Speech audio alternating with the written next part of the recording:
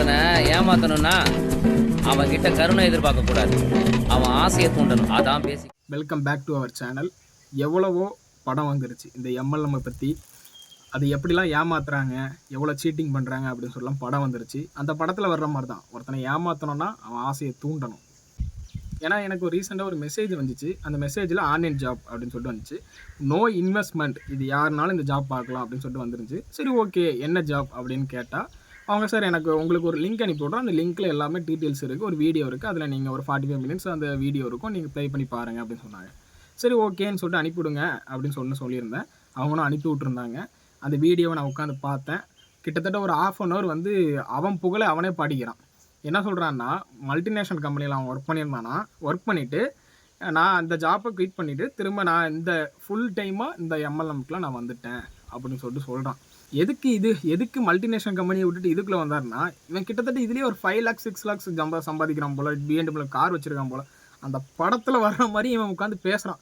கேட்டால் அதுக்கு ப்ரூஃப் நிறைய காட்டுறான். இந்த மாதிரி பாருங்கள், இவங்களும் வந்து கோல்டு பிளாட்டினோ, இவங்க இவ்வளோ சம்பாதிக்கிறாங்க, இவங்க இவ்வளோ சம்பாதிக்கிறாங்க, 1 lakh 2 lakhs அவ்வளோ எடுக்கலாம், அவ்வளோ பேசுகிறான். அந்த வாழைப்பழம் மாதிரி பேசுகிறான்.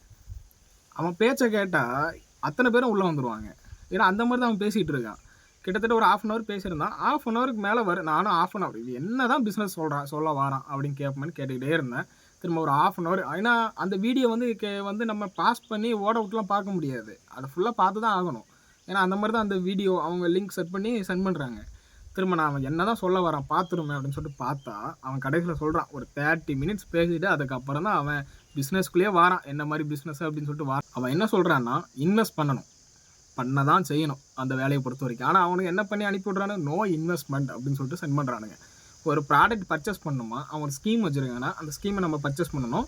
அந்த பர்ச்சேஸ் பண்ண ஸ்கீமை வச்சு நம்ம ஒரு 2 பேரை ஜாயின் பண்ணிடணும்.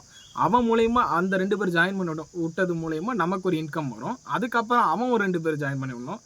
இது காலங்காலமாக இப்படி தான் ஃப்ராட் பண்ணி ஏமாற்றிட்டு இருக்கீங்க. இன்னும் இப்படி தான் இருக்கீங்களா? இதில் ஏமாறுறதுக்கும் ஒரு கூட்டம் இருக்குது.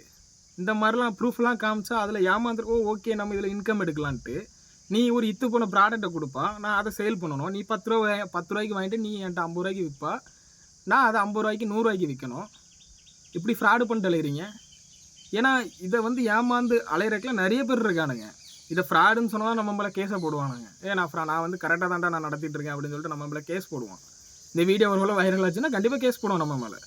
இந்த பாரு நான் ப்ராடக்ட், நான் பாரு இந்த பேர் என் கம்பெனி ரிஜிஸ்டர் ஆகிருக்கு, என் கம்பெனி பற்றி இப்படி பேசியிருக்கேன். நான் எந்த கம்பெனியும் குறிப்பிடலை, காமனாக சொல்கிறேன். ஏன்னா இதான் நடக்குது. இன்றைக்கி ரீசெண்டாக எனக்கு மெசேஜ் வருது, இந்த மாதிரி ஜாயின் பண்ணுங்கன்னு சொல்லிட்டு. நான் அதுக்கு ரிப்ளை கூட கொடுக்கல. திரும்ப அவங்களே கால் பண்ணுறாங்க, சார் இந்த மாதிரி நீங்கள் அப்ளை பண்ணியிருந்தான்னு சொன்னால் எதுலேயுமே அப்ளை பண்ணலையே, நான் அப்ளை பண்ணல, நீங்கள் தானே மெசேஜ் சென்ட் பண்ணீங்க அப்படின்னு கேட்டேன். ஆமாம் சார், நீங்கள் பண்ணியிருக்கீங்கல்ல, நாங்கள் டீட்டெயில்ஸ் சென்ட் பண்ணுறோம், உங்களுக்கு இன்ட்ரெஸ்ட் இருந்துச்சுன்னா நீங்கள் ஜாயின் பண்ணுங்கள். சார் எந்த மாதிரி கம்பெனி? MLM company. ஏமாறுறதுக்கு ஒரு கூட்டம் இருந்துச்சுன்னா கண்டிப்பாக ஏமாத்துறதுக்கும் ஒரு கூட்டம் இருக்கும். ஏன்னா அப்படி தான் இருக்காங்க. ஒரு சில பேர்லாம் வந்து நிறைய பேர் ஏமாந்துருக்காங்க. என் ஃப்ரெண்ட்லாம் ஏகப்பட்ட பேர் இந்த மாதிரி இன்வெஸ்ட் பண்ணிவிட்டு என்னையும் ஜாயின் பண்ணி விட்றதுக்கு ட்ரை பண்ணிட்டு இருந்தானுங்க. எனக்கு தெரியும் இதிலலாம் வந்து துளியளவு நமக்கு வர்ற மாதிரி காசு வரும். ஒருத்தெல்லாம் என்கிட்ட, என் ஃப்ரெண்டு ஒருத்தன், ஒரு 5000 ரூபா கூடுறா, நான் அதில் இன்வெஸ்ட் பண்ண நான் எடுத்துகிட்டு இருக்கேன், நீயும் ஜாயின் பண்ணிக்கலாம் அப்படின்னு சொல்லிட்டு சொல்லியிருந்தான். அதனால் எல்லோரும் கொஞ்சம் உஷாராக இருங்க. இந்த மாதிரி ஏமாத்துறதுக்கு ஒரு கூட்டம் இருக்கும். யாரும் ஏமாந்துடாதீங்க. நீங்கள் அமௌண்ட்டை போட்டு வர்ற மாதிரி தான் இருக்கும் அமௌண்ட்டு, ஆனால் சுத்தமாக வராது. இதை பற்றிலாம் வந்து நான்லாம் ஒரு சின்ன யூடியூபர், இதெல்லாம் ஒரு 10 பேர் பார்க்குறாங்களா, 15 பேர் பார்க்குறாங்க. அந்த 15 பேராவது ஏமாந்துடாதீங்க. ஏன்னா அந்த ரொம்ப ஏமாற்றிட்டு இருக்கானுங்க. பெரிய பெரிய யூடியூப் சேனல்லாம் வந்து பேசிட்டாங்க, இதை பற்றி டீட்டெயில்ஸாக பேசிட்டாங்க நிறைய பேர். இந்த மாதிரி தான் இருக்கும், இதே மாதிரி தான் அந்த எம்எல்எம்னா என்னன்னு சொல்லிட்டுலாம் நல்லா நிறைய பேர் டீட்டெயில்ஸாக பேசிட்டாங்க. ஆனால் இன்னும் ஏமாத்துறதுக்கு இந்த மாதிரி ஒரு கூட்டம் சுற்றிட்டு இருக்கு. ஏமாந்துடாதீங்க. இதுக்கெல்லாம் வந்து சில யூடியூப் சேனல், பெரிய பெரிய சேனல் ரெக்கமெண்ட் பண்ணிட்டு இருக்கான், ப்ரொமோஷன் பண்ணிட்டு இருக்கான். நான் பார்த்துருக்கேன். எந்தெந்த சேனல்னு அதை சொல்ல நான் விரும்பலை. அந்தந்த சேனல்லாம் வந்து ரெக்கமெண்ட் பண்ணிட்டு இருக்கான், போங்க போயிட்டு விருப்பம் இருந்துச்சுன்னா ஜாயின் பண்ணிக்கோங்க அப்படின்னு சொல்கிறான்.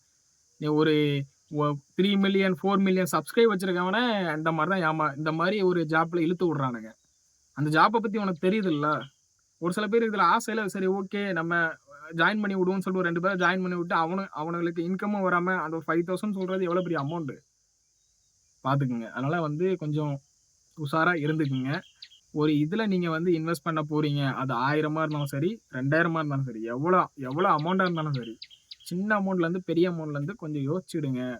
ஒரு சில பேர்கிட்ட சஜஷன் கேட்டுக்குங்க. கேட்டுட்டு அதுக்கப்புறம் எதுனாலும் முடிவு எடுத்துடுங்க. ஓகேங்களா? அடுத்த வீடியோவில் பார்க்குறேன். அதுக்கு மட்டும் நம்ம சேனலை சப்ஸ்கிரைப் பண்ணல, சப்ஸ்கிரைப் பண்ணிடுங்க. பாய்.